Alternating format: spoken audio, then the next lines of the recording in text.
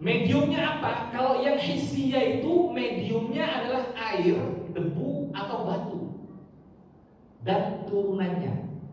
Air, debu atau batu dan turunannya. Maksud turunannya bagaimana Ustaz? Sekarang termasuk tisu. Tisu itu turunan daripada batu. Nanti ada syarat-syaratnya lagi. Tidak semua batu bisa dijadikan alat medium untuk bertohara dan suci. Airnya bagaimana? Saya bahas sedikit saja. Air mana saja yang bisa dijadikan alat untuk bersuci? Bersuci itu bisa wudhu, bisa mandi ya.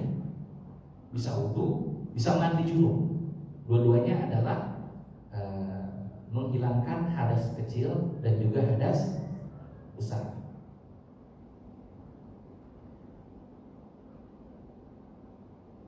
Kalau air itu syarat yang pertama adalah airnya harus suci. Airnya harus suci. Air suci itu seperti apa? Pada dasarnya air yang muncul dari bumi dan yang jatuh dari langit semuanya suci. Saya ulangi lagi, yang keluar dari bumi, yang turun dari langit, pada dasarnya semuanya suci. Jadi itu bisa dijadikan alat untuk bersuci, bebas dari najis dan benda-benda yang dapat menodai kesuciannya. Baik. Air laut boleh pakai wudhu nggak? Yang asin itu boleh.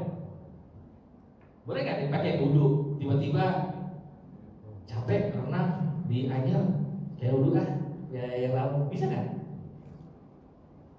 Bisa Pak ya? Alasannya apa kalau bisa?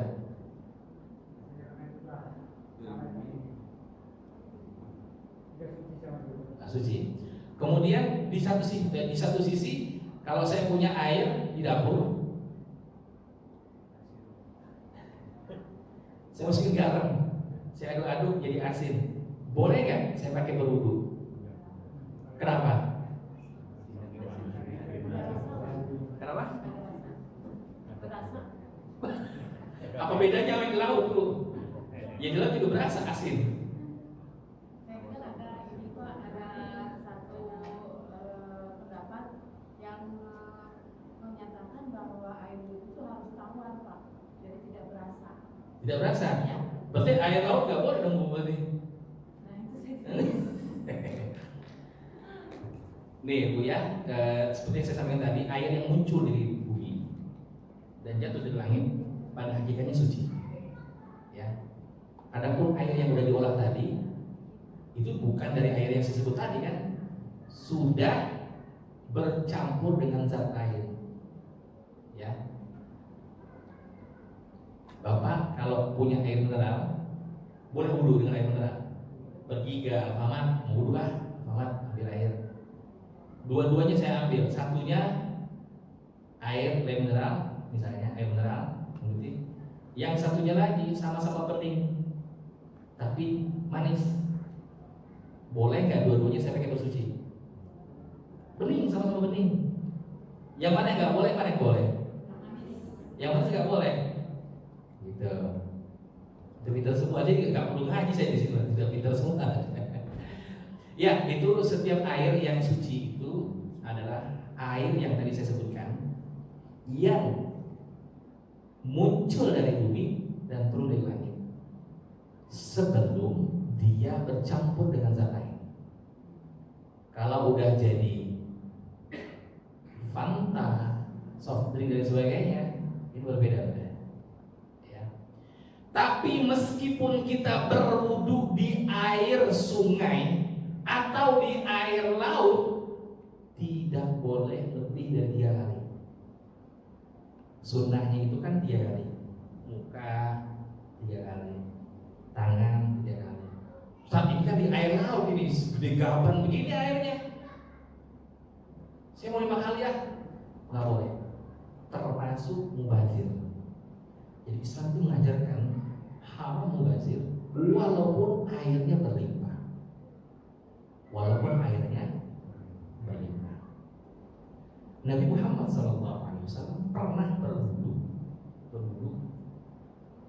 Kalau zaman sekarang itu air mineral yang 600 ml itu beliau bisa pakai berwudu. Nanti saya kasih challenge Pak Sugeng, bisa nggak wudu pakai air segitu? Kira-kira nih bisa nggak Pak Sugeng? Hah? Muka sama tangan aja nggak nyukup kayaknya. Rahasianya apa? Bagaimana Rasulullah bisa seperti itu? Ulama mengatakan kulitnya Rasulullah beda. Kulitnya Rasulullah beda, licin. Jadi dengan sedikit air itu bisa menyerap sampai ke ujung-ujungnya. Bahkan Rasulullah itu pernah mandi dengan 1 liter air. Dengan 1 liter air bisa. Saking susahnya dulu cari air. Makanya hukum toharo ini banyak. Karena ketika Rasulullah itu hadir di muka bumi ini, susah cari air, hukumnya jadi banyak. Airnya masuk 2 kula atau tidak, nanti saya bahas. Karena mazhab Syafi'i yang paling strict, paling ketat masalah air. Ada air yang makruh, air musyammas juga makruh. Tahu air musyammas nggak? Nanti kita bahas secara detail ya. Ini permukaannya ya. Nanti terlalu melebar. Musyammas itu air yang dipanaskan, Pak. Air panas itu nggak boleh dipakai buat wudu, makruh. Belakangan ditemukan bahwasanya memang kalau air panas itu bisa merusak kulit, bisa merusak, apalagi panas langsung dari matahari. Ya, beda kayak kalau water heater mungkin beda kali ya. Yang di hotel itu beda kali ya, karena itu bukan langsung dari matahari. Ya. Tapi air itu harus suci. Airnya harus suci. Pertama dia suci. Yang kedua, suci mensucikan. Beda lagi. Termasuk saya bilang tadi, soft drink itu suci tidak dia? Kenapa nggak bisa dipakai buat minum? Karena dia tidak mensucikan. Barakallahu fikum. Syaratnya itu harus suci dan mensucikan. Air kelapa boleh ya Bu? Hah? Oh, perbedaan ulama di apalah. Ada yang membolehkan, ada yang nggak boleh. Yang membolehkan apa dalilnya? Apa pendapatnya? Belum tersentuh apa-apa. Jadi dia suci, Pak ya. Yang nggak membolehkan apa dalilnya? Dia mulai dari, tapi kan kelapa itu dari bumi, Pak. Kelapanya dari bumi. Jawabannya nanti bukunya di hafal aja kalau cuma kelapa doang, sini aja langsung duduk nanti. Ya, nggak usah pakai kelapa. Airnya harus suci dan mensucikan. Kemudian kalau dia sebelum atau tidak lebih dari 2 kula, mazhab Syafi'i itu 1 kula atau 2 kula itu maksudnya adalah 1 hasta panjang kali lebar kali tinggi. 1 hasta. Saya nggak tahu berapa kubik itu. 1 hasta tingginya ke sini samping. Itu namanya 2 kula. Kalau air 2 kula tidak mengalir pun boleh. Ya, tidak mengalir pun boleh karena dia mampu untuk menetralisir sesuatu yang jatuh di dalamnya dengan syarat airnya tidak berubah baik warna, rasa maupun bau. Berapa ya? 1 hasta nih kira-kira berapa? Bukan liter lagi, sekarang kubik biasanya, Pak. Ya, 1 hasta. Tapi saya yakin orang Indonesia kalau bikin bak mandi pasti lebih. Nah, yang penting lebih dari itu. Berarti punten, misalnya ada kotoran cecak masuk ke dalam situ, bisa nggak pakai wudu? Bisa, kalau lebih dari 2 bulan. Dan syaratnya tadi itu tidak berubah baik warna, rasa maupun bau.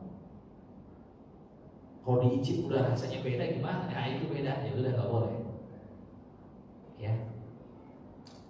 Yang agak susah itu ketika ada orang yang hidup di pesisir pantai. Biasanya mereka itu airnya payau. Tahu payau nggak, Pak?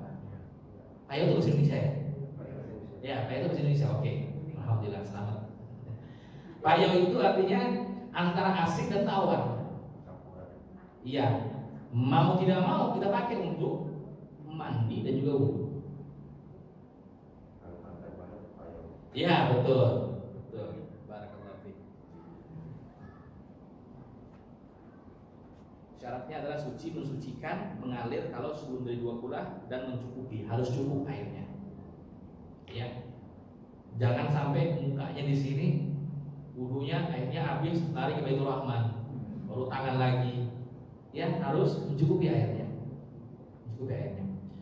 Kita bisa bicara seperti ini di sini dan mungkin tak terbayangkan karena kita belum pernah ada di kondisi seperti itu, Pak.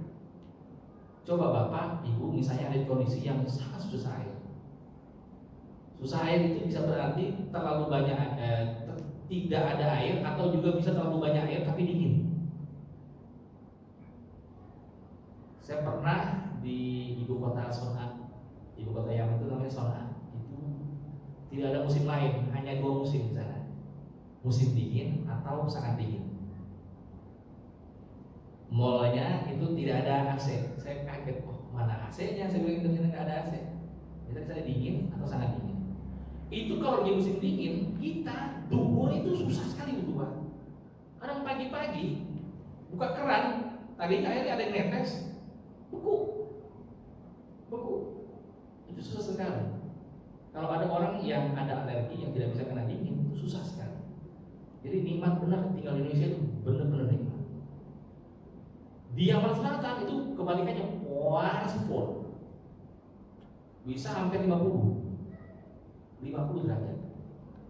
Siang-siang kita mau wudhu, tangan tuh kayak mau melepuh aja. Jadi ya kita pandai-pandai kita aja wudhu di sana. Pagi-pagi udah wudhu tuh, kalau bisa sampai asar, kalau bisa. Saking susahnya menjaga air wudhu di sana. Jadi kita itu punya program setahun sekali, ada namanya keliling pesantren kilat, kita ngajarin anak-anak Arab yang ada di kampung. Suatu waktu saya pernah dikasih tempat namanya Wadi Dauan ya, Dauan itu benar-benar panas pol. Panas. Jadi kita tuh jam 9 itu harus wudhu, kalau enggak di atas itu nggak bisa wudhu, panas. Airnya sangat panas sekali. Jadi nikmati antum tinggal di sini, wudhu seenak-enaknya udah. Seenak mungkin. Nah, perlu kita hati-hati ya. Memang di sini repotnya adalah karena kalau rumah itu kecil kayak gitu ya, tanahnya ya. Jadi kita betul-betul menghemat tempat sehingga disitulah wudhu, di situ juga ada toilet, di situ juga mandi. Sebisa mungkin kalau ada ruangan yang bisa dipisah, maka dipisah antara toilet dengan bak mandi. Kalau pakai bak mandi lebih baik yang mengalir itu lebih baik lagi. Ya, kenapa? Karena kita nih punya anak-anak kecil. Wallahu alam, dia sempat nyiram apa enggak. Kadang-kala kita juga enggak pernah teliti sampai semuanya bersih. Kadang-kala kita langsung saja wudhu. Wudhunya kita tidak dianggap berwudhu kalau tempatnya kita itu belum steril dari najis. Kalau belum steril dari najis, maka penting bagi kita memperhatikan harus bisa mungkin dipisah. Kalau kami di kampung sana bisa, kebanyakan dipisah, mana mandi, mana toilet itu beda. Bahkan dulu tahun 2000 belum, tahun 90-an itu 1990 ke bawah itu belum ada toilet kita, semuanya di jamban. Dan itu lebih steril lagi, lebih bersih lagi. Karena sungainya gede, apapun yang keluar ngalir, selesai urusan. Dan itu sungai nggak berubah, bukan kayak Ciliwung, kayak Cilengsi sini kecil, itu mah got itu kayak kita bilangnya parit. Sungai itu gede Pak, 100 meter itu baru sungai. Airnya itu udah mengalir sampai ke laut muara, aman. Ya.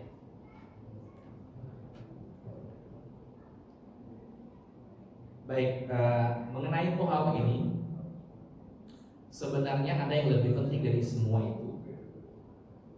Di surat Al-Baqarah ayat 222 Allah berfirman, innallaha yuhibbut tawwabina wa yuhibbul mutatahhirin.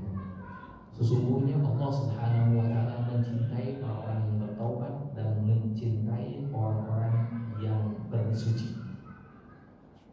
Jadi antara taubat dengan bersuci itu Allah gandengkan dalam satu ayat, dan masing-masing dapat porsi cintanya Allah Subhanahu wa taala. Betapa pentingnya bab toharo ini sampai kita mendapatkan cintanya Allah Subhanahu wa taala.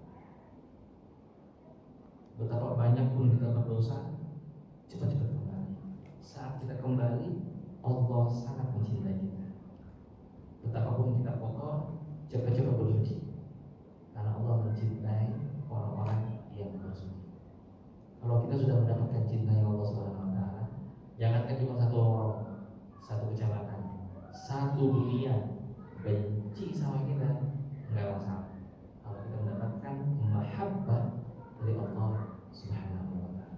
Allah cinta orang-orang yang bertaubat dan Allah cinta orang-orang yang bersuci. Ayat ini harus kita selalu hadirkan saat kita mandi, saat kita berwudu, bahwasanya kita ingin membalas cintanya Allah Subhanahu wa taala. Subhanallah, Allah Maha Karim, Maha Mulia, Maha Dermawan, Maha segalanya. Dengan segala kekurangan kita, kalau kembali langsung mendapatkan cintanya Allah Subhanahu wa taala. Tapi kalau kita udah sering berdosa, gimana? Balik aja. Sekali berdosa, dua kali kita balik ke Allah Subhanahu wa taala. Ya kayak kita punya mobil, punya kendaraan. Kenapa kita cuci? Kenapa kita pergi ke kaos? Padahal besok juga kotor lagi. Ya begitulah hidup. Kotor, bersih. Kotor, dibersihin. Nah, kita dalam bertoharo ini harus selalu menghadirkan cintanya Allah